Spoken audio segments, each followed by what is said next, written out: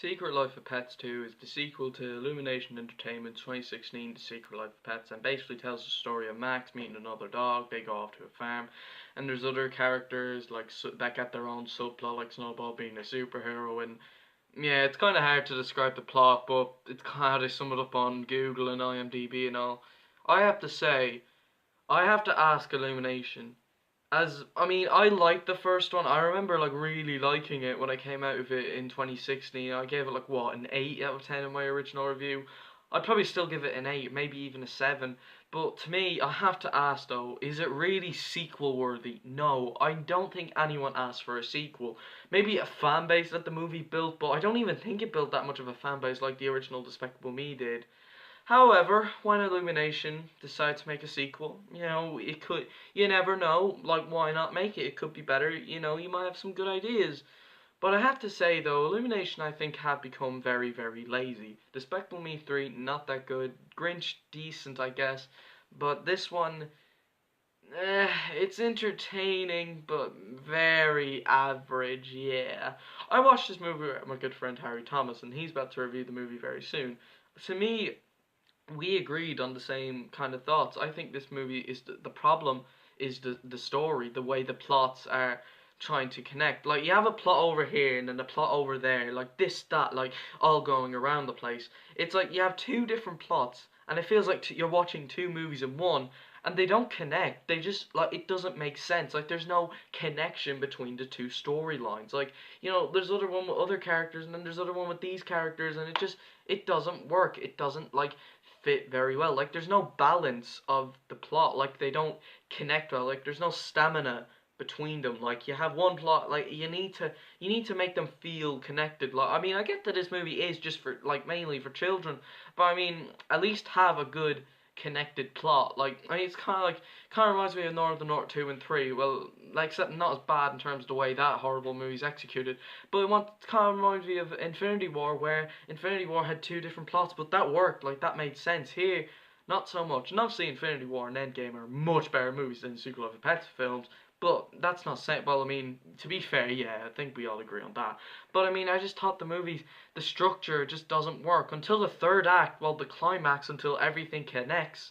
There's no sense of, like, what's going on. Like, they don't tell us necessarily what the plot is. Like, yeah, we get, like, what's going on. There's, like, different subplots between different characters, but it just feels like it was meant to be mini movies. Like, why not they just make this into a mini series rather than a feature-length theatrical sequel? To me, that didn't really make sense, and it should have.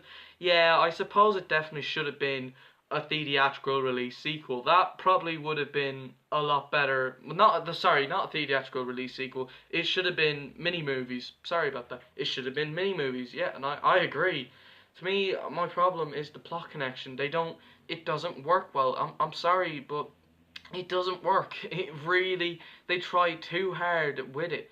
And obviously the animation is very nice and the music's pretty good, but like the characters, like the returning ones are fine. I don't know why they changed the voice actor of Max, and if someone knows why, please let me know in the comments.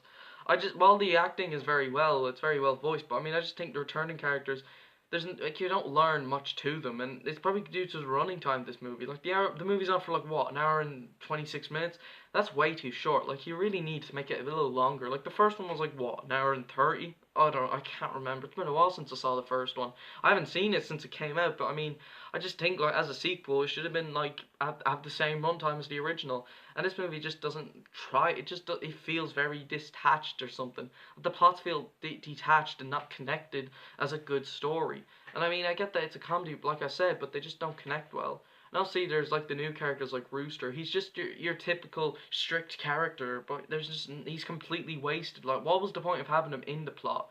And there's obviously a new character named Daisy, and she's cool, but I mean, she just, like, what's the point of these new characters? They don't really show us a lot to them. Like, they just waste them, and I think they could have gave them more, like, character development, like they did with the old characters in the first one.